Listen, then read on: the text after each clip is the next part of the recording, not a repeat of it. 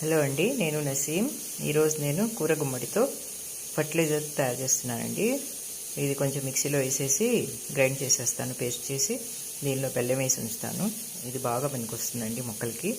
పడేయటం ఎందుకని మా లియో తినలేదు, లియో కోసం తీసుకొచ్చాము, అది తినలేదు, కొంచెం పాడైంది. అయితే పడేయటం ఎందుకని చెప్పి పేస్ట్ చేసేస్తున్నాను. ఇదిగోనండి, పేస్ట్ చేసేసాను మిక్సీలో. దీన్ని ఇప్పుడు ఒక బకెట్లో వేసుకుంటున్నాను.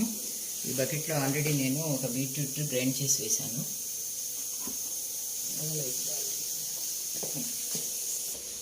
దీనిలో ఒక బీట్రూట్ గ్రైండ్ చేసి వేసానండి. దానిలోనే బియ్యం కడిగిన నీళ్లు, కొన్ని ఉల్లి తొక్కలు వచ్చాయి, అవి కూడా వేసేసాను. ఇప్పుడు ఈ పేస్ట్ దీనిలో వేసేస్తున్నాను. ఈ పేస్ట్ దీనిలో వేసి కొంచెం బెల్లం వేసేస్తాను. 2-3 డేస్ తర్వాత మొక్కలకి ఇచ్చుకుంటాను.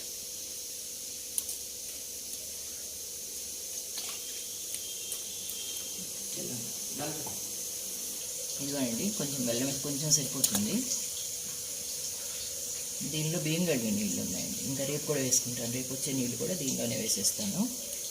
బాగా ఫర్మెంట్ అయితే ఇది 2-3 రోజులు పెట్టేస్తాను. ఆ తర్వాత మొక్కలు